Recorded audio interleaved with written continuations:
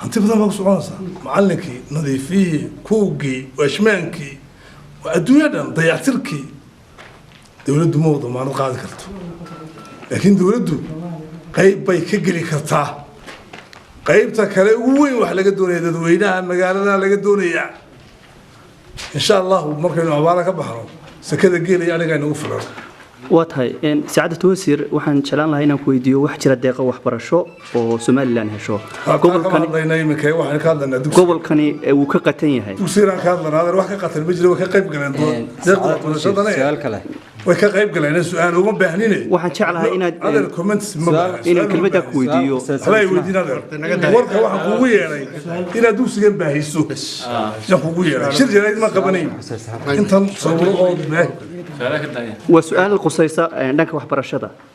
dadka gobolkan degan waxay aad uga cawdaan in ay deeqaha waxbarashada Soomaaliland hesho ay ka qatan yihiin arintaasi ma ku tala gasheen inaad wax ka qabataan wala wax weeye waxba kama qatana waxa u dambeeyay meed waxa u dambeeyay meed waxa u dambeeyay kala siisday buudi tii u dambeysay ee aynu helnay reesool iyo reer baraneed iyo reer eergaabo oo qayb galeen ardaydu sida markiska u kala gobol baa lagu qaybiyay gobol walba sidoo kala sareeya loo qaaday kuwii kilkan geeyay 120 ka ah konton dhowr baa laga helay intii kale way iska daysay farsamada la soo bariyay nurse baa la bariyay kulligood farsamada gacanta la bariyay waxbarashada gobolkani qaybtiisu helaya mar walba lagu talagalaya waxbarasho culusna waa rajaynaa oo badan qaybtiisu ka heli doona ilaa masterka laakiin hawd diyaar garoon wax bartaan kuriga iska dhigaan watay qorshe gaar ah ma jirtaan gobolkan ugu tala gashin qorshe gaar ah waa kana ku dhax joognaba dee waxaa jira guryo loo kireeyay dhalinyaro la doonayo in iskoolkaasi marka la dhameystiro in lagu hooyo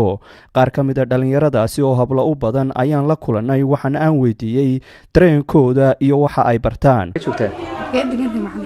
halkan waa arkay ها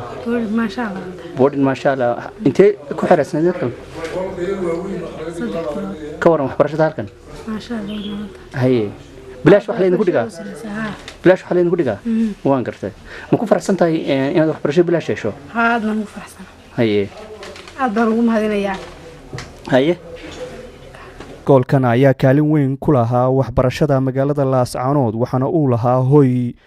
iyo waxbarasho bilaash ah dad badan ayaa soo dhaweynaya in iskoolkan dib loo hawlgeliyo kaasoo ay sheegeen inuu wax weyn ka tari doono baahi dhanka waxbarashada